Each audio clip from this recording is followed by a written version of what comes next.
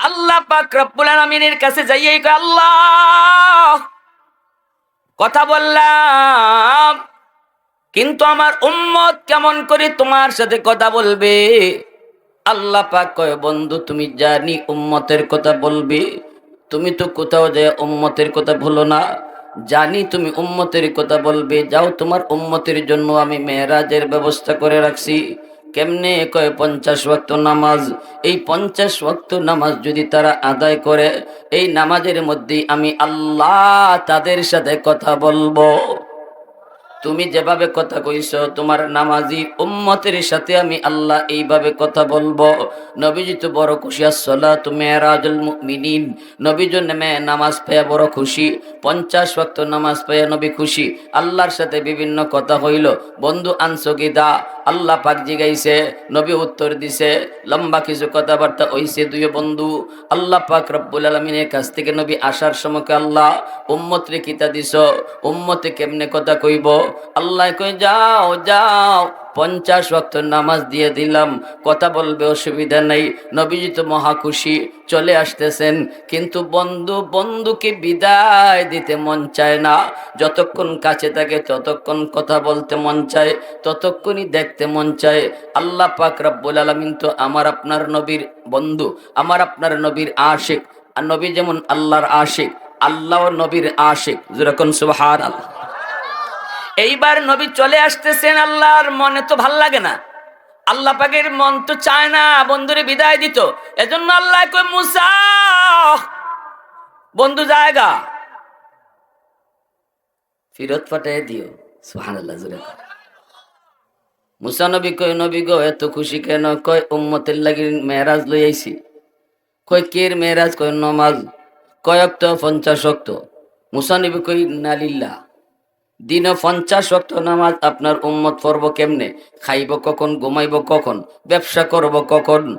হুজুরিটা আপনি ভুল করছেন, খুশির ছুটে আপনার হুশ নাই। খুশির ছুটে 50 ওয়াক্ত যে কেমনে পড়ব এই হুশ নাই, আপনি তাড়াতাড়ি গিয়ে কমাই আনেন। নবী কো, হাসুই তো, আমি তো বেশি খুশির ছুটে গিয়ে হুশ হারাই গেছি, ঠিক না রে? 50 ওয়াক্ত পড়ব কেমনে? আল্লাহ নবী আবার গেছে। আল্লাহ কয়, বন্ধু কেন আইছো?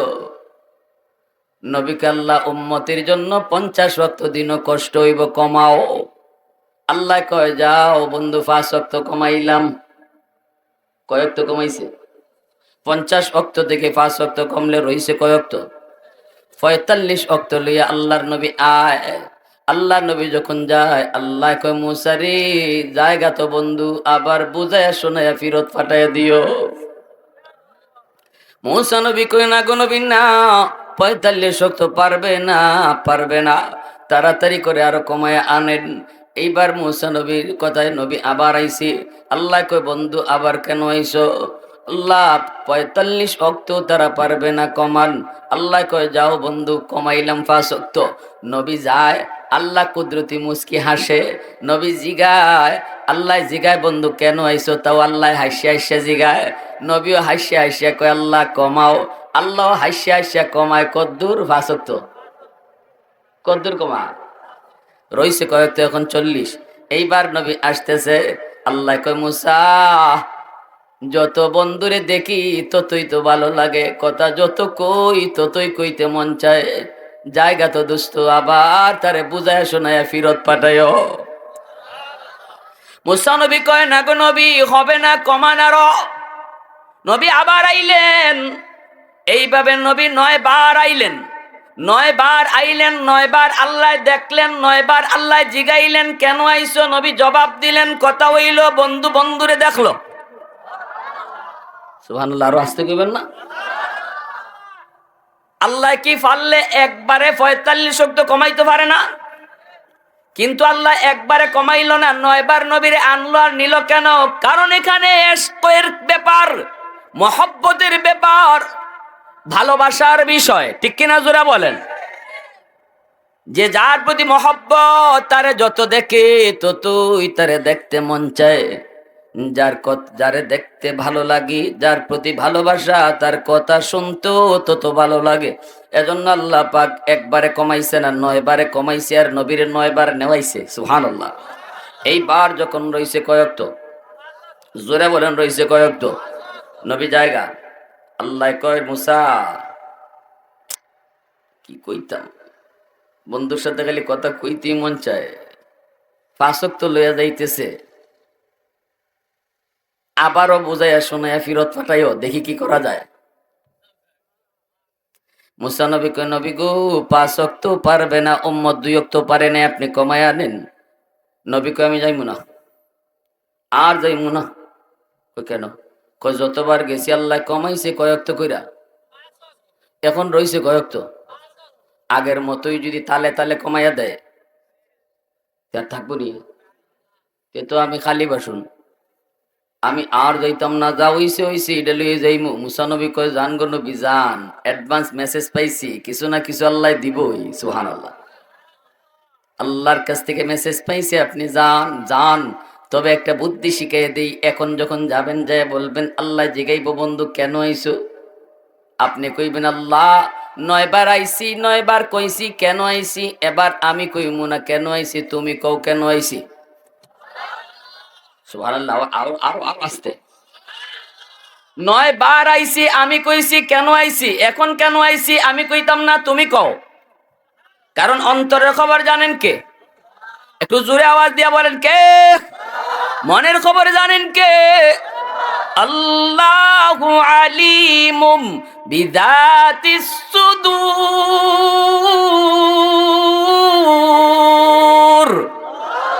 অন্তরের খবর জানার মালিক কে? দয়াল বাবা মাতো না দিবা। অন্তরের খবর জানে কে? দয়াল বাবা, খাজা বাবা, জটাশা, ল্যাংটাশা, বদনাশা, কোনো বাবাই মনের খবর জানে না। মনের খবর জানেন শুধুমাত্র। এই আকীদা বিশ্বাসে যদি গন্ডগোল থাকে, এই নামাজ পড়ে লাভ হইতো না। যদি আপনি মনে করেন আল্লাহ যা জানে, আল্লাহ যা পারে, আমার দয়াল বাবাও জানে, আমার খাজা বাবাও জানে, খাজা বাবাও পারে, এমনকি আমার নবীও আল্লাহ যা পারে তা পারে, যদি এমন আকীদা বিশ্বাস থাকে তাহলে শিরিক হয়ে যাবে। কি হয়ে যাবে? ভাইয়েরা বন্ধুরা, মুসা নবীর কথায় নবী আবার আসলেন। আল্লাহ কয় বন্ধু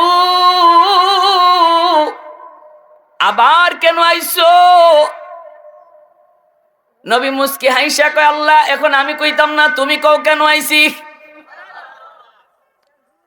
আল্লাহ পাক রব্বুল আলামিন কয় কুদরতি মুস্কি হাইসা আল্লাহ পাক কয় বন্ধু, ও বন্ধু যাও, 5 ওয়াক্ত তোমার উম্মতের জন্য বেশি কষ্ট হবে না। আমি আল্লাহ বলতেছি যাও 5 ওয়াক্ত নিয়েই যাও, আর কমানো লাগবে না। তবে শোনো শোনো, তুমি যখন আইসই আমি আল্লাহ বলতেছি তোমার উম্মতকে আমি ডাইকা ডাইকা নামাজ পড়ায়া নিমু। সুবহানাল্লাহ, মসজিদের মিনার থেকে মুয়াজ্জিনের আওয়াজ নয়, ডাকবো আমি আল্লাহ। মাউতটা মুয়াজ্জিনের, ডাকটা আমি আল্লাহর। আল্লাহু আকবার, আল্লাহু আকবার কইয়া আল্লাহ নিজে ডাকবে। আল্লাহ বড়, আল্লাহ বড়। আল্লাহ কইব বান্দা, এ বান্দা তোর দোকানদারি বড় নয়, আমি আল্লাহ বড়, মসজিদে আয়। এ বান্দা না না না, তোর বন্ধু বড় নয়, আমি আল্লাহ বড়, তুই মসজিদে আয়। এজন্য আল্লাহ কইছে বন্ধু টেনশন তুমি করো না, তোমার উম্মতকে আমি আল্লাহ নামাজ পড়ানির জিম্মাদারি নিলাম। আমি ডাইকা ডাইকা তাদেরকে নামাজ পড়ায়া নিমু। আর যদি তারা 5 ওয়াক্ত পড়ে 50 ওয়াক্তের সওয়াব দিমু। সুবহানাল্লাহ, আরো জোরে কোন।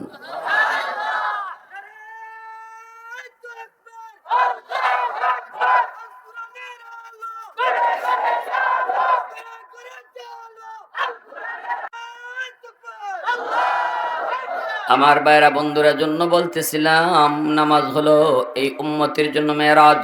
নামাজের ভিতরে নামাজি আল্লাহর সাথে কথা কয়, সত্যিকারের নামাজি তারা আল্লাহর সাথে কথা কয়। এ ভাই আমি তো কাতিয়া মাদ্রাসায় পড়ছি, ছোটবেলা কাতিয়া মাদ্রাসায় পড়ছি। কাতিয়া সাহেবের নাতিও আসতেছেন আপনাদের এখানে বয়ান করবেন, মঞ্জুর রশিদ আমিনী আমার বন্ধু, আমার ক্লাসমেট।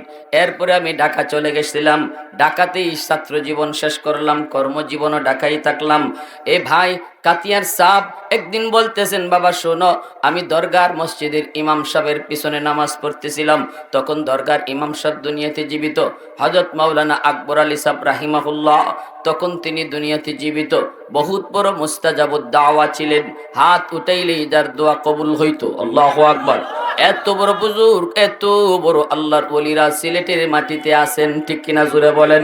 সিলেটের মাটি ওলি আল্লাহদের মাটি, সিলেটের মাটির নিচে বহু আল্লাহর ওলি শুয়ে আছেন। এই মাটি ওলি বানায়, এই মাটি ওলি বানায়। আল্লাহু আকবার, জোরে বলেন। আল্লাহর ওলি শাইখ কাতিয়া রাহিমাহুল্লাহ কয়, আমি আল্লাহর ওলি দরগার ইমাম সাহেবের পিছনে নামাজ আদায় করলাম, রুকু থেকে সোজা হয়ে দাঁড়ানো ওয়াজিব, রুকু থেকে পিঠটার সোজা কইরা দাঁড়ানো ওয়াজিব। যদি কেউ এই ওয়াজিব তরক করে তাহলে ইচ্ছা করে করলে নামাজি হবে না, আর অনিচ্ছা করলে আমার ভাইরা কিন্তু কি করতে হবে? সেজদা দিতে হবে। এটা কিন্তু ওয়াজিব। সোজা হইয়া না দাঁড়াইয়া তিনি চলে যান সেজদায়।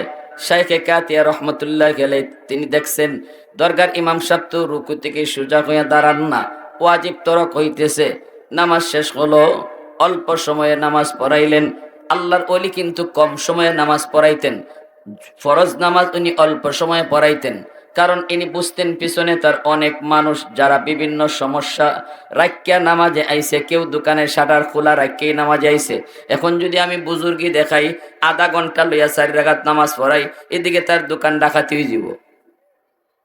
হ্যাঁ, ইমাম সাহেব মানে তার মুক্তাদের হাল বুঝতে হইব, মুসল্লিদের হালত বুঝে নামাজ পড়াইতো। এটা বহুত বড় এক সুন্নত। নবীজির কাছে সাহাবীর একদিন প্রশ্ন করছেন, অভিযোগ লিয়ে আইছেন ইমাম সাহেবের বিরুদ্ধে, হুজুর আমরা সারাদিন কাম কাজ করে এশার নামাজ আই, আর ইমাম সাহেব এশার জমা তো এত লম্বা সূরা ধরুন, আমরা হুজুর কষ্ট হয়। আল্লাহ রাসূল ইমাম সাহেবরা ডেকে আনছেন, এখন মিয়া হুনো আজকে থেকে আর লম্বা কেরা চলতো না। মুসল্লিরা যেভাবে চায় মুসল্লিদের হালত বুঝে নামাজ পড়াইতে। দরগার ইমাম সাহেবের পিছনে একদিন আমি নামাজ পড়ছিলাম। কুতবুল আলম শৈখুল ইসলাম হুসাইন আহমদ মাদানী রহমতুল্লাহ আলাইহি ইনি আসবেন এয়ারপোর্ট, আমরা গাড়ি বহরে যাইতেছি, খাইতার সাহাবও আসলা, আল্লাহর ওলিও যাইতেছেন।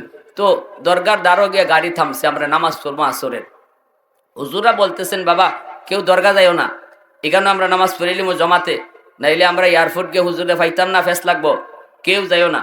কিন্তু আমার ভিতরে তুফান শুরু হয়ে গেছি গা, যে খালি দরগার ইমাম সাহেব হুজুরের নাম ওই শুনছি, জীবনে কোনোদিন নামাজ পড়ছি না। আজকে যখন একটা সুযোগ পাইছি, আমি হুজুরের পিছিয়ে নামাজ পড়তাম। তখন পড়তাম কেমনে? আমার উস্তাদরা তো নিষেধ করছেন। আমার এক বন্ধুরে কইলাম, দোস্ত চল ফাঁকে দিয়ে আমরা যাই গিয়া, গাড়ি যদি মিস হয়, হুজুররা যদি আমরা ফালাই যাই গিয়া, আমরা পরে গাড়ি যাই মনে। তাও আমার মন চাইতেছে হুজুরের পিছনে নামাজ পড়তাম, চল যাই গিয়া। হুজুরদের চোখে আর সাথীরার চোখে ফাঁকি দিয়ে আমরা দুইজন আইছি। আর আমার মনে, ওরে আল্লাহ এত বড় অলির পিছনে নামাজ পড়বো, নামাজ তো জেনতের নামাজ হইতো না, কত লম্বা জানি নামাজ হইব, গাড়ি তো মিস হইবই, গাড়ি আর ফাইমো করতে গিয়া। কিন্তু আল্লাহ রহমতে নামাজ পড়লাম যে, ওরে আল্লাহ ইতমিনানের সাথে নামাজ হইছে, দিলটা জুড়াইছে, আবার কম সময় হয়ে গেছি গিয়া দেখি আমরা হুজুররা খালি নামাজ পড়া সালাম ফিরাইছুন, আমরা গাড়িও হয়েছি। অথচ দরগার ইমাম সাহেব তাই নিজে যদি 2 রাকাত নফল নামাজও খারোন, তাইলে আপনার পিছে আপনি তাইনের পিছে আধা ঘন্টা বই তখন লাগবো। নিজের নামাজ যখন পড়ুন, পিছনে কেউ মুসল্লি নাই, তাই ইমাম না, তখন একা নামাজ পড়লে আধা ঘন্টা লাগবো 2 রাকাত নামাজে। কি জাত কথা আল্লাহর সাথে কইন, সুবহানাল্লাহ। তো খাত্তার সাহেব কইলা যে আমি দেখলাম তাই রুকু থেকে সোজা হয়ে দাঁড়াই না, তে নামাজ শেষ হয়েছে, পরে সবার তো আর সাহস নাই দরগার ইমাম সাহেবরা গিয়া কইতো, ইতে হিতে জিগাইতো। খাত্তার সাহেবকে খামরা থামাই গেছেন গিয়া, হামাইয়া গে তুইও জন তুই এরকমই একই দরজার আল্লাহর ওলি গিয়া কইতেছেন, হজরত আমার একটা প্রশ্ন। জি কইন, বইন আপনি বইছেন। বলে প্রশ্ন হইলে আপনি রুকু থেকে সোজাইয়া খারণ না, অথচ খারানি ওয়াজিব। এমনি দরগার ইমাম সাহেব কইন, ইন্না লিল্লাহ। হযরত এটা কি বলেন? আমি রুকু থেকে সোজাইয়া দাঁড়াই না? কই না, আপনি ফিট সোজা করুন না, আপনি ফিট একটু বেহা কইরই, রুকু থেকে একটু ফিটটা তুললই সেজদার জানগা। তখন তাই খালি ইন্না লিল্লাহ, আল্লাহ তুমি আমার মাফ করো, আল্লাহ মাফ করো, আল্লাহ আমি বুঝছি না, আল্লাহ মাফ করো। তখন তো বুঝবান নে পরে কি তো হইছে এটা কইন। বলে আমি তো দেখি সেজদার জাগাত আমার আল্লাহর কুদরতি ফাও দেখা যায়। আমি যখন দেখি আমার সেজদার জায়গার মধ্যে আমার আল্লাহর কুদরতি ফাও, তখন আমার আর হুশ থাকে না আমি কোন জায়গা খারাইল আছি, এটার হুশ থাকে না। আমি দ্রুত আল্লাহর কদমে সেজদাত ফিরে যাই। সুবহানাল্লাহ বিহামদিহি, সুবহানাল্লাহ। প্যারে হাজিরিন, এজন্য বলি যুবক একটু নিজেরে বুঝো। যৌবনে আল্লাহর গোলামি করবা, আল্লাহর কদমে সেজদা দিবা। বৃদ্ধ বয়সে হাজার বুড়া মানুষের সেজদা যদি এক পাল্লায় রাখা হয়, একজন যুবকের সেজদা এক পাল্লায় রাখা হয়, যুবকের সেজদার পাল্লা ভারী হয়ে যাবে। যত ওলি জমিনে হইছেন সবাই ওলি হইছেন যৌবন কালে। যৌবন আল্লাহর কাছে এত দামি। এজন্য আমার ভাইয়েরা বন্ধুরা, আর লম্বা করবো না, একটু মন দিয়ে কথাটা শুনেন। বলুন, নামাজের ভিতরে নামাজি কার সাথে কথা কয়? একটু জোরে বলেন, কার সাথে কথা কয়? আলহামদুলিল্লাহ, সমস্ত প্রশংসা আল্লাহর। আল্লাহ তখনই কয় লিমানিল হামদ, কার প্রশংসা তুমি করো। আল্লাহ কিন্তু নামাজিরে ফইলা পরিচয় দেয় না। আল্লাহ নিজের পরিচয় না দিয়া নামাজিরে জিজ্ঞেস করে। নামাজি যখনই কয় আলহামদু, আল্লাহ কয় লিমানিল হামদ, কার প্রশংসা তুমি করো। তখনই নামাজি কয় লিল্লাহ, আল্লাহর প্রশংসা করি। তখন আল্লাহ আবার কয় মানিল্লাহ, কে আল্লাহ? কয় আর রহমানির রব্বিল আলামিন, যিনি রব্বুল আলামিন। আল্লাহ তখন কয় রব্বুল আলামিন কেডা? তখন কয় আর রহমানির রহিম, যিনি রহমান, যিনি রহিম। আল্লাহ আবার কয় বান্দা ক রহমান আবার কে? রহিম কে? কয় মালিক ইয়াউমিদ্দিন, যিনি কিয়ামত দিবসের মালিক, ইনি রহমান। তখনই আল্লাহ নিজের পরিচয় নামাজিরে দিয়া দেয়। আল্লাহ কয় খুশি হইয়া কয় বান্দা, এতক্ষণ তুই যারে আল্লাহ কইছো, এতক্ষণ তুমি যারে রব কইছো, এতক্ষণ তুমি যারে রহমান কইছো, এতক্ষণ তুমি যারে রব কইছো, আমি গোলাম সেই আল্লাহ। তখন এই নামাজি আল্লাহর পরিচয় পাইয়া, এতক্ষণ ছিল থার্ড পার্সনে কথা, এখন আইছে ফার্স্ট পার্সনে কথা। থার্ড পার্সনে ছিল এতক্ষণ কে কে কে, তিনি তিনি তিনি। আর এখন আল্লাহ কয় আমিও তোই। তখন এই নামাজি কয় তোমারই ইবাদত করি। সুবহানাল্লাহ। ইয়্যাকা না'বুদু ওয়া ইয়্যাকা নাস্তাঈন, আমি তোমারই কাছে সাহায্য চাই, তোমারই ইবাদত করি। তখনই আল্লাহর পরিচয় পাইয়া আল্লাহর কদমে সাজদায় পড়ে। ভাইরা বন্ধুরা, জন্য বলতেছিলাম নামাজ এত বড় এত বড় এত বড় দৌলত, এত বড় দৌলত। কিয়ামতের ময়দানে দুনিয়াতে যারা নামাজ পড়তো না, আল্লাহর কদম দেখার পরেও তারা সেজদা দিতে পারবে না। ওয়া ইযা কিলা লাকুম ইরকাউ লা ইয়ারকাউন, দুনিয়ায় যারা নামাজে পিঠ বাঁকা করতো না, হাসরের মাঠে আল্লাহর কদম দেইখাও তারা সেজদা দিতে পারবে না। কোমর বাঁকা হবে না, পিঠ বাঁকা হবে না। এজন্য কিয়ামতের ময়দানে ওই বেনামাজি মানুষগুলা আল্লাহর কদম দেখার পরে সেজদা দিতে চাইবো, কিন্তু পিঠ তো তার বাঁকা হবে না, চোখ দিয়ে পানি ঝরবে, রক্ত ঝরবে। আল্লাহ জিগাইব বান্দা কান্দোস কেন? আল্লাহ সবাই তোমারে সেজদা দেয় কিন্তু আমি পারি না। আল্লাহ কয় কেমনে পারবে? দুনিয়াতে তুই সেজদা দিছিলি নি? দুনিয়ায় যারা আমারে সেজদা দিত আজকে তাদের পিঠ বাঁকা হইব। দুনিয়ায় যারা পিঠ বাঁকা করতো না আজকে তাদের পিঠও বাঁকা হইতো না। ওই দিন চোখের পানির বদলে রক্ত ঝরলেও কোনো লাভ হবে না। আল্লাহ তখনই কইব খুযুহু ফাগুল্লুহু সুম্মাল জাহিমা সাল্লুহু সুম্মা ফি সিলসিলাতিন যারউহা সাবউনা যিরান ফাসলুকু। আল্লাহ কইব এর ধর। আল্লাহ কই বান্দারে তোর কষ্ট লাগে সেজদা দিতে পারস না। দুনিয়াতে তোর আচরণ দেইকেও আমি আল্লাহর কষ্ট লাগছে। মসজিদের মিনার থেকে মুয়াজ্জিনে ডাকে নাই, ডাকছিলাম আমি আল্লাহ, এরপরও তুই আমার ডাক শুই না, মসজিদে আসতি না। তখন তোর আচরণ দেখে আমার কুদরতি কলিজায় তখন ব্যথা লাগতো। কারণ আসমান বানাইতে আমি হাত লাগাই নাই, জমিন বানাইতো আমি আল্লাহ হাত লাগাই নাই, ফেরেশতা বানাইতো আমি হাত লাগাই নাই, কিন্তু তোরে বানাইতে আমি আল্লাহ খালাকতু বিয়াদাইয়া, আমার এই মায়ার হাতটা তোরে বানাইতে লাগাইছি। এই হাতটা দিয়া তোরে আমি নিজে বানাইছি। এত মায়া কইরা তোরে বানাইলাম, এত মায়া এত মায়া। এত মায়া কইরা তোরে বানাইলাম, তারপরে তুই যখন আমার ডাকি মসজিদে আসতি না, তখন তোর না আসা দেইকো আমার কদমে আমার কুদরতি কলিজায় বড় ব্যথা লাগতো।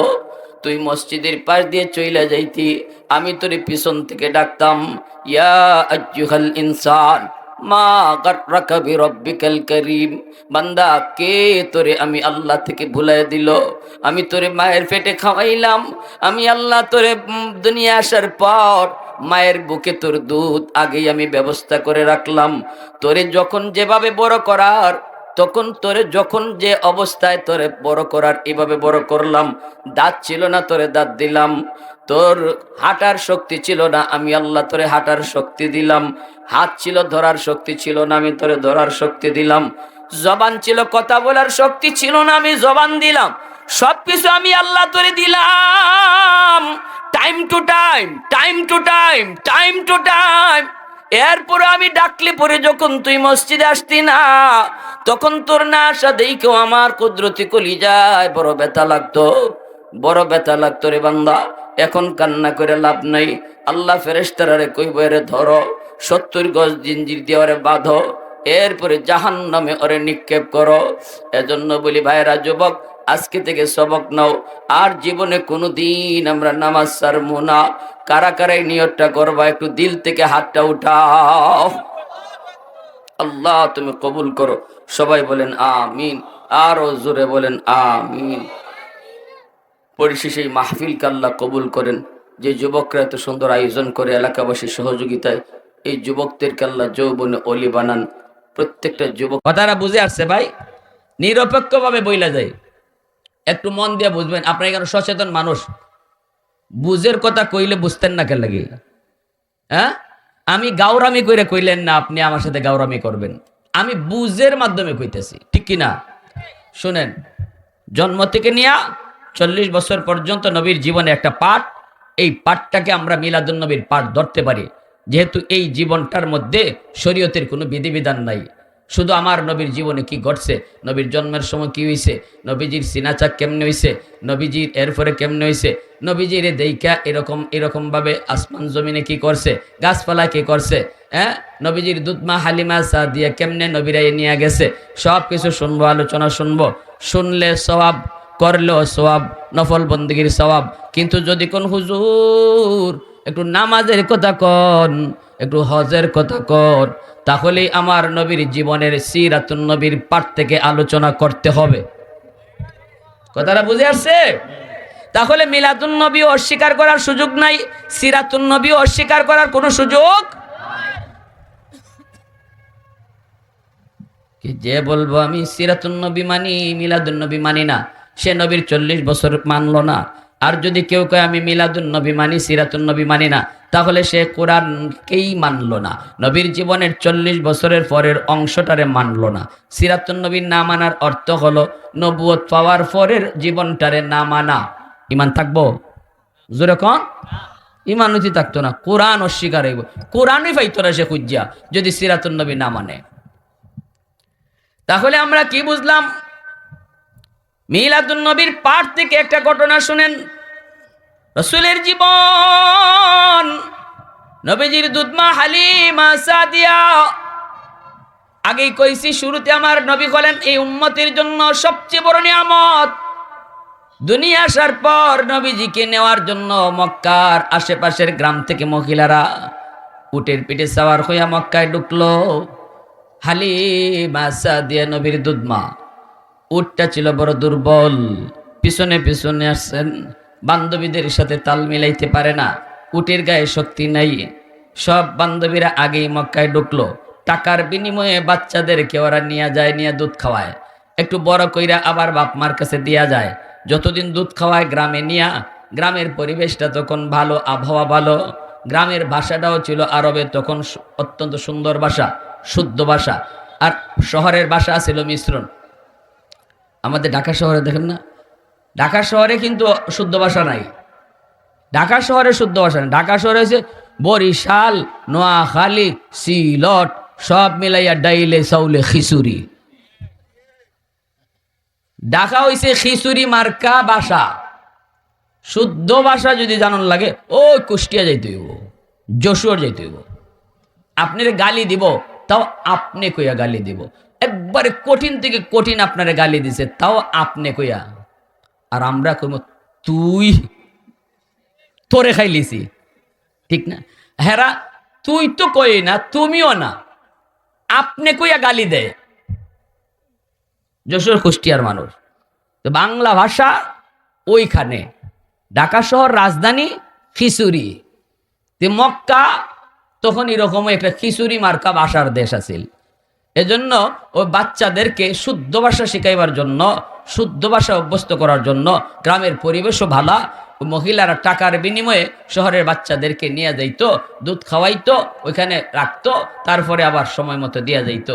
অনেক মহিলারা এসে যার যার মতো করে লইলিছে, নবীজির ঘরে আয়, আইয়া জিগায় তোমার বাচ্চা আসেনি? নবীজির আম্মা দরজার ভিতর থেকে কয় আছে। মহিলারা কয় বাপ আসেনি? নবীজির আম্মা কয় না, আমার মুহাম্মদের তো বাপ নাই, এতিম। নবীজির আব্বা জন্মের আগেই মারা গেছেন, ঠিক না? এখন অন্যান্য মহিলারা কয় বাপ নাই, এতিম, তাহলে তো বকশিস বেশি মিলতো না, টেকা দিব কেডায়? টেকা দে অন্যের লোক হইতই নাই, এজন্য কোনো মহিলায় নেয় না, কেউ নিল না নবীকে। হালিমা সাদিয়া তিনি তো উট দুর্বল, উঠে আটতেই পারে না, এজন্য তাই কোনো রকম তুন রকম আইসেন, আইয়া সব তো হেরা লইয়ে গেছি গিয়া, রইছে বাটো শুধু নবী। এখন দরজার সামনে হালিমা সাদিয়া আয়া কয় বাচ্চা আসেনি? নবীজির আম্মা কয় আছে, কিন্তু আমার মোহাম্মদকে কেউ নেয় না, কারণ মোহাম্মদ এতিম। তুমি কি এতিম আমার মোহাম্মদকে নিবানি? হালিমা সাদিয়া দরজার বাহির থেকে কয় দরজা খুলো, এতিম বাচ্চাটার চেহারা আমাকে এক নজর দেখাও। সুবহানাল্লাহ, কপাল খুলে গেছে। দরজা খুইলা নবীজির চেহারা দেখা মাত্রই হালিমা সাদিয়া আল্লাহু আকবার কয়ে চিৎকার করে উঠছে, ওগো আমিনা, আমি হালিমা জীবনে এত সুন্দর বাচ্চা দেখি নাই। আমিনা নবীর মা কই তুমি কেমনে দেখবা, আমি তো শহরে থাকি, বিভিন্ন দেশ থেকে বিভিন্ন মানুষ মক্কায় আসে, খানায় কাবায় ফ্যামিলি সহ আসে, কত বাচ্চা আমি দেখেছি, অস্ট্রেলিয়ান বাচ্চা দেখেছি, আমেরিকান বাচ্চা দেখেছি, লন্ডনের বাচ্চা দেখেছি, পৃথিবীর পূর্ব থেকে পশ্চিম প্রান্তের সমস্ত বাচ্চাগুলি মক্কায় আসতে গেছে আমি দেখছি, কিন্তু খোদার কসম আমার মোহাম্মদের মতো এত সুন্দর কাউকে দেখি নাই। আল্লাহ পাক রব্বুল আলামিন কয় জিব্রাইল আমার বন্ধুর প্রশংসা চলছে সুন্দরের, জিব্রাইল তুমি কও তো দেখি আমার বন্ধু কেমন সুন্দর। সুবহানাল্লাহ। জিব্রাইল কয় আল্লাহ, আমি জিব্রাইল তো পৃথিবীর পূর্ব থেকে পশ্চিম, উত্তর থেকে দক্ষিণ ভ্রমণ করেছি, কিন্তু খোদার কসম কসম তোমার বন্ধুর মতো এত সুন্দর আমি কাউকে দেখি নাই। আরো আস্তে কোন সুবহানাল্লাহ, বাইরে না করে। আল্লাহ কয় এ জিব্রাইল তুমি কেমনে দেখবা, আমেনাই কেমনে দেখবো, হালিমাই আমার বন্ধুর মতো দেখবো কেমনে? আমি আল্লাহ কি কই শোনো, আরে আমি তো আমার বন্ধুর মতো আর একজন বানাই নাই, বানাইলে তো তোমরা দেখবা, বানাই তো নাই, অতীতেও বানাই নাই, এখনো বানাই নাই, কিয়ামতের আগেও আমি আমার বন্ধুর মতো আর একজন জমিনে বানাবো না। আরো জোরে কও না মিয়া। এজন্য কেউ দেখে নাই, কেউ দেখে নাই। হালিমা সাদিয়া নবীকে কুলে নিয়ে তিনি এইবার চলে আসলেন, উটের পিঠে উঠবেন। হালিমা সাদিয়ার স্বামী কয় হালিমা গো কিছু পাইছনি? হালিমা সাদিয়া কয় কিছু না গো স্বামী, চেহারা দেখো, চেহারা দেখলে মনে হয় আমরা সব পায়ে গেছি, সব পায়ে গেছি, দেখো নাটা চেহারাটা একটু দেখো না। হালিমা সাদিয়া নবীকে বুকের মধ্যে জড়ায়া চুমুখায়া, নবীকে কলিজার মধ্যে লাগাইয়া উটের পিঠে তিনি উইটা বসলেন। হালিমা সাদিয়ার স্বামী উটের সামনে বসলেন, উট তো বসা আছে, উঠরে বলতেছে উঠরে চল চল আমরা বাড়ি যাব, কিন্তু উট যে বইয়া রইছে উঠে না। হালিমা সাদিয়ার স্বামী উঠরে যতই কয় চল না, উঠ না, টাইম হইছে বাড়ি যায়, উট যে বইছে লড়ে না, উঠেও না, কথাও কয় না। হালিমা সাদিয়ার স্বামী পিঠে উঠরে মারে, উঠ তাও কথা কয় না। সাথে সাথে আল্লাহ পাক রব্বুল আলামিন কয় সাথে সাথে আল্লাহ পাক রব্বুল আলামিন আল্লাহ পাকের কাছে উঠে জবান চায়, উঠে জবান দিয়া কয় আল্লাহ, ও আল্লাহ আমার মালিক রে একটু কথা কইমু, জবান দিবাইনি, আল্লাহ দিয়া দিছে। উঠে কয় মালিক আমারে যতই তুমি ফিটাও আমি উঠতামও না আটতামও না, কারণ তোমার বিবি পিছনে কোলে লইয়া কারে বইছে, তোমরা তারে না চিনলেও আমি উঠ তারে চিনে ফেলেছি। তিনি রাহমাতুল লিল আলামিন। নবীকে পিছনে নিয়ে বসলে আর তুমি সামলে থাকলে বেয়াদবি হয়। আমার রহমতের নবীর আগে বসাও, তুমি পিছনে যাও, আমার মারতে হবে না, আমি দ্রুত হাঁটবো। হালিমা সাদিয়া নবীকে কোলে নিয়ে সামনে বসলেন আর তার স্বামী পিছনে গেলেন। এইবার উট হাঁটা শুরু করছে। উঠে আবার ডাক দিয়া কয় মালিক, মক্কায় আসার সময় আমি উটের লাগাম ছিল তোমার হাতে, এখন যেহেতু রহমতের নবী আমার উটের পিঠে বসছে, এই লাগামটা আমার নবীর নরম হাতে ধরায়া দাও। সাথে সাথে উটের শক্তির মধ্যে বরকত চলে আসছে। বান্ধবীরা যারা আগে গেছিল এরারে আদাফত গিয়া ওই উটে ধরে লিছে। বান্ধবীরা কয় কি গো হালিমা, যাইবার সময় দেখলাম তোর উঠে আটতেও পারে না, লড়তে পারে না, সরতে পারে না, এখন যে তুই আমার ঘরে ভালাই চলে যাও, এটা কি হিডেওই না অন্যটা? হালিমা সাদিয়া কয় না, এটা হিডেওই। কতে শক্তি এলো কোত্থেকে? কয় মক্কায় যাওয়ার সময় উটের লাগাম ছিল আমার স্বামীর হাতে, আর এখন উটের লাগাম রহমতের নবীর হাতে। আল্লাহ আমাদেরকে সহি বুঝদান করুন। এজন্য আমরা এই সমস্ত নিয়ে কোনোদিন দলাদলি করব না। আমরা এক নবীর উম্মত, এক আল্লাহর